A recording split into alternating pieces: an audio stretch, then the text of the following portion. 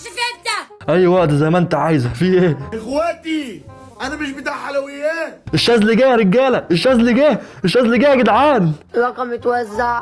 اقول الو. جبت اختك واشغله. يلا اشمعنى انت بقى؟ انا نايمه، انا كنت واخده 2 من قوم ونايمه. في ايدي ونايمه لوحدي. الله، ريحة حاجة على الفحم كده، جرت ريقي لما ادخل اشوف المحل ده بتاع ايه. ده مصمت يا مساك، ده مصمت. هنخش ناكل فشه وكشه مع بعضينا.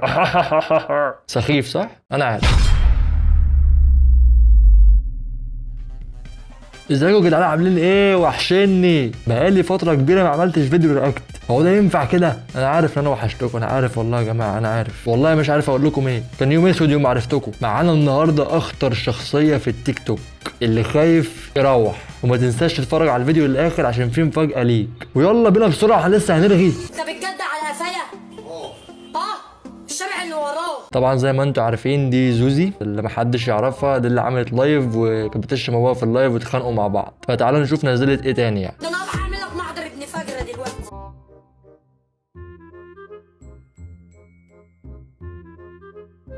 الحمد لله يا جماعه، خطه زوزي نجحت وبقت انفلونسر قد الدنيا، وبقى بيجي لها سبونسر اعلانات. امال انا ما بيجيليش سبونسر ليه؟ هو او اي حد بقى، اي حد على الاقل دول كانوا معايا وقت تعبي مش انت. لا، وبتعمل كمان ليبسينج على اللايف اللي شتمت فيها ابوها، يعني قمه الكرييتيف بصراحه. برافو برافو، احييك بصراحه، احييك يا زوزي والله. بروح ابدعه. من اي اتجاه بالظبط يعني؟ بروح ابيض. لا انت كده مش بتبيدي، انت كده اخي. هتاخد فلوسي تروح تديها لاخواتك. وايه المشكله يعني يا زوزي؟ ابوك يتزنق في قرشين بيقف جنب اخته يسيبها في الازمه يعني؟ حس بالناس يا زوزي، في ايه مالك؟ اكشف انت. اي وقت زي ما انت عايزه. في ايه؟ فيها زوزي. انا بروح اكشف على الرئه وبروح اكشف على المعده وبروح اكشف على المخ وبروح اكشف عند دكتور نفسي. ايه ليه كل ده ليه؟ انت كده عايزه عمره مش عايز دكتور، ده انت عايزه تروح الحرفيين كده. في ايه؟ ليه انت عندك ايه بالظبط؟ يا عم انا ما قلتلكش طلعني من جيبك اكشف يا عم، انا عايزه فلوس اكشف بيها يا عم، انت هتجبي عليا. يا عم مش من جيبك يا عم، الله في ايه؟ راحت منك ولا ايه؟ ما حدش يستغرب من اللي انا لابسه عشان الجو برد جدا وانتوا اكيد عارفين. اذا كان بركب اوبر 300 جنيه 400 جنيه في اليوم. ليه 400 جنيه؟ بتروحي فين؟ بتسافري المحافظات كل يوم؟ والله العظيم بعترف ان انتوا اهلي، بدل ما تقول انا اللي احنا هنكشف عليكي، ده انتوا قرف.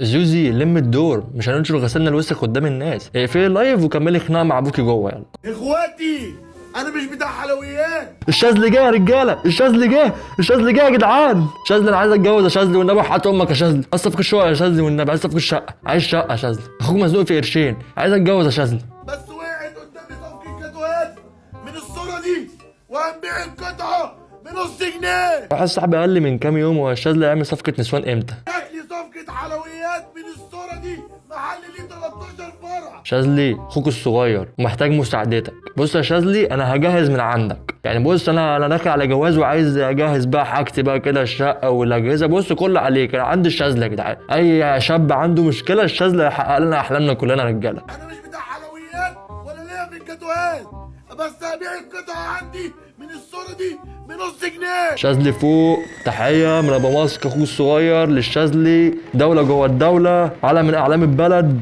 ايوه بنص جنيه. بص يا شاذلي لو عايز اي مساعده، اعلان، تسويق، دعايه، يعني ما تكلمنيش، انا كده كده ما حدش يعرفني اصلا. بس اخوك الصغير يا شاذلي والدنيا ضيقه وانت عارف بقى، ما تنساش بقى صفقه الشقق بقى يا شاذلي، ويا ريت بقى صفقه اجهزه كده، بوتاجاز على ثلاجه على غساله، اخوك مزنوق يعني فاهم. انا لسه صاحيه من النوم ما غسلتش وشي. هو انت بتغسلي وشك بالشطافه؟ وشي شبه الكومودينو. وشك شبه الزعافه مش كومودين. رقم اتوزع. اقول الو. جبت اختك واشغله. يلا اشمعنى انت بقى؟ انا نايمه فكرت مندوب شحن ولا في اي حاجه. اقول الو. جبت اختك واشغله تاني. افوق شويه الاقي نفسي ترند، شوت كده اتاخد من اللايف. شوت كده اتاخد من اللايف. شوت كده اتاخد. لهوي ايه ده؟ ايه ده؟ ما اتفقناش على كده، ايه اللي حصل ده؟ انا نايمه، انا كنت واخده 2 من قوم ونايمه. في ايدي ونايمه لوحدي. طلعت ترند وانا نايمه. اي حد طلع ترند لما نام، يعني مثلا ايه لو صحي مش هيطلع ترند، لازم ينام ويصحى يلاقي ايه بقى ترند بقى، والشهره والحركات والبتاع. اي حد بيتشهر لازم ينام الاول، يعني دي قاعده ثابته. لو عايزين تتاكدوا اسالوا عمكم وجز الغلابه هيقول لكم نفس الكلام بالظبط. وايه ده؟ ايه ده اللي بيحصل ده؟ ايه اللي بيحصل ده؟ انا مش شايف حاجه خالص، انا الشمع ماني. لا مش هينفع، لا مش هينفع الكلام ده يا جماعه، ما اتفقناش على كده. والناس كلها ترن عليها تقول لي الشارع اللي وراه. عادي واخدينك مثل اعلى وقدوه ليهم يعني، مفيش حاجه يا زوزي، مالك في ايه؟ ايه زوزي؟ والرقم متوزع يا شباب. دعايه يا زوزي، دعايه، في ايه المشكله؟ دعايه يا زوزي، بنعمل لك دعايه ببلاش، ايه المشكله يعني؟ مش هينفع وربنا انا كنت نايمه. انا تاني الاستباحه اللي ضربتها قلبتني. البت دي فكرتني بكلمه قالها الفنان الراحل خالد صالح رحمه الله عليه. الراجل ده انا كنت بحب تمثيله جدا الله يرحمه، لما كان في فيلم الحرامي والعبيد وقال الله ريحة حاجة على الفحم كده، جرت ريقي لما ادخل اشوف المحل ده بتاع ايه. ده مصمت يا مصاي، ده مصمت، هنخش ناكل فشه وكرشه مع بعضينا. سخيف صح؟ انا عارف. اقول لك ايه، انتوا بتبيعوا ايه هنا؟ انا جعانه وعصافير بطني بتصوصو. انت هتاكلني ولا شقك نصين واكلك؟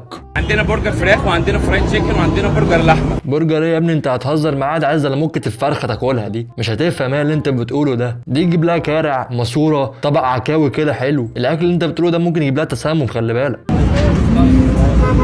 عايز اقول لكم ان هي مندمجه اندماج يثبت ان هي بتعيش الدور مش بتمثل بجد يعني. برافو برافو برافو. جبت الاكل بسرعه كده ليه؟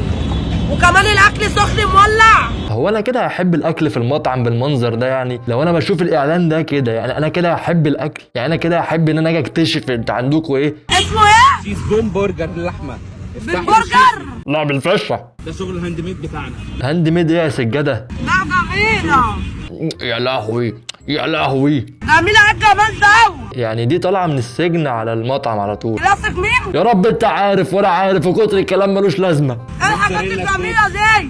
الحاجات الجميله دي ايه دي؟ اكلك يعجبني ايه؟ ده انا هقفل دلوقتي الكاميرا وهستفار بالاكل جوه. اخد الاكل جوه فندقه. جميل جميل جميل جميل، الله اكبر عليك يا حمزاوي. جميل جميل جميل جميل جميل جميل. انا هرجع يا جدعان، هرجع. انتوا لكم فروع تانية غير ديت؟ مش عايزين نعرف، كده كده محدش هيجي اصلا. مدينة نصر. طب كويس انت قلت عشان ما اروحش مدينه نصر. يا جدعان دي مش جايه معاها خالص انها تعمل ريفيو المطعم يعني. دي مثلا شكلها مثلا يوحي ان هي يعني معلمه كيداهم راح تاكل يعني. بس دي شكلها ليه في المصمت اكتر مثلا يعني. وبعد ما تخلص محلها جوب الحشيش من العبايه اللي هي لابساها تروح مطلعاه كده طرباه كده، تعمل الدماغ العاليه بقى. انا عمري ما اكرهه، في حد بيكره بنته في الدنيا؟ الترند عدى بقى وعملوا قرشين اتصالحوا بقى خلاص بقى، كل حاجه ترجع بقى زي ما كانت. لا يا سيف، لا يا سيف، مفيش حاجه اسمها لما اقول لك انا بكرهك. لا يا سيف، هو لما لمش نفسه معايا هفندقه في الشارع، ما يفتكرش ان احنا في الشارع ان انا هعديها. لا دي بنتي مهما تعمل لازم استعملها. دي بنتي مهما تعمل لازم استحملها، ان شاء الله تديني بالشبشب برضه استحملها برضه. بنتي محدش هيستحملها غيري. ما هو صح فعلا محدش هيستحملها غيرك يعني. لو انت عندك بنت وبتعملها هتسيبها؟ لو عندها زوج بتعملها هتسيبها؟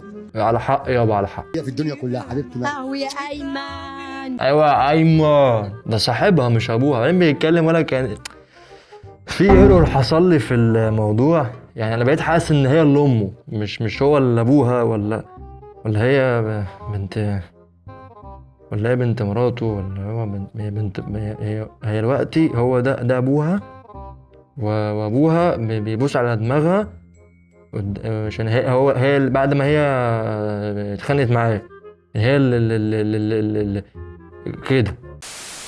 طيب كفايه كده لحد دلوقتي، وشكرا لو انت بتتفرج عليها لحد الدقيقه دي. والمفاجاه هي يا جماعه ان اللي هيكتب اكبر عدد من الكومنتات اسمه هيظهر الفيديو الجاي. بس مش اي كومنتات وخلاص، هتكتب لي كومنت تقول لي ايه اكتر حته عجبتك في الفيديو وكانت في الدقيقه كام، وشدوا حيلكم بقى ايه كتير كومنتات كتير بقى والكلام ده. وما تنسوش بقى اللايك والسبسكرايب. وعايزين بقى ان احنا بنحاول نكون عيله صغيره يعني، عايزين بقى نكبر العيله دي بقى، عايزين انها تكبر بقى كده وتبقى ناس كتير بقى كده يعني. وبس وعايز اتكلم في حاجه بخصوص موضوع سوزي، مش زوزي سوزي. ممكن الكلام ده ما يبقاش مهم لاي حد، بس الكلام ده يبقى جد يعني. خلاص احنا خلصنا ضحك وهزار، فلو انت يعني الكلام ده مش مهم بالنسبه لك ممكن تقفل الفيديو عادي دلوقتي. عايز اقول حاجه بس يعني، بغض النظر عن المشكله اللي حصلت والخناقه والكلام اللي اتقال فيها وبينها وبين والدها يعني، ايا كان بقى يعني الكلام ده فعلا كان حقيقه واتفاق ما بينهم. بس عايز اقول حاجه، بلاش الشهره تخلينا نتنازل عن حاجات مهمه جدا في حياتنا ما ينفعش احنا نعيش من غيرها. مبادئ يعني المفروض تبقى عندنا، هي دي الحاجه الوحيده اللي هتبقى لنا، وهي دي الحاجه اللي بتخلينا اصلا بني ادمين. يعني احنا ربنا ميزنا عن باقي المخلوقات، وربنا كرم الانسان، فما نبقاش احنا اللي بنهين نفسنا بنفسنا عشان خاطر حاجه ما تستاهلش، حاجه مش دايمه. والله هي ولا شهره دايمه ولا فلوس دايمه، ولا الاتنين مهمين. يعني الفلوس بتروح وبتيجي، الارزاق دي بتاعت ربنا، ورزقك ما مكتوب لك هتاخده في اي وقت، بس الوقت ده هو ربنا اللي محدده، انت ما تعرفش امتى. فما تحاولش ان انت تتنازل عن حاجه، عن نعمه ربنا كرمك بيها ورزقك بيها عشان خاطر حاجه ما تستاهلش، هو برضه اللي بيرزقك بيها. فكل حاجه بايدين ربنا، فبلاش الشهره تعميكوا. والشهره والله مش حلوه، الشهره دي يعني اوحش حاجه ممكن تبقى موجوده. الناس اللي بتروح للشهره دي مش مدركه ولا فاهمه ان الشهره دي يعني ممكن توصلهم لحد فين. انت دلوقتي الشهره دي بقت هدف، والشهره اصلا عمرها ما كانت هدف. الشهره كانت نتيجه لحاجه انت عملتها نجحت فيها فاتشهرت بيها، ايا كان بقى المجال ايه. والناس اللي نجحت في مجال واتشهرت بيه، الناس دي عارفه قد ايه ان الشهره حاجه مش كويسه، حرمتهم من حاجات كتير جدا وجابت لهم مشاكل ومتاعب وامراض نفسيه كمان. في ناس كتير قوي مشهوره بحاجات كويسه وناجحين في حياتهم بياخدوا مهدئات وبيتعالجوا نفسيا بسبب ان الشهره عملته فيهم، ان انت دايما مسلط الضوء عليك. طبعا الناس التانية اللي هي هدفها الشهره اصلا، ان هو هدف وان الناس تبقى عارفاه وخلاص، ده من غير اي قيمه ومن غير اي حاجه، ده مش فارقه معاه كده بس هيجي قدام هيندم على اللي هو حط نفسه فيه ده من الاول. واستنوا الفيديوهات الجايه ان شاء الله، مش هقول على ميعاد عشان عارف ان انا مش بلتزم بميعاد محدد. وسلام.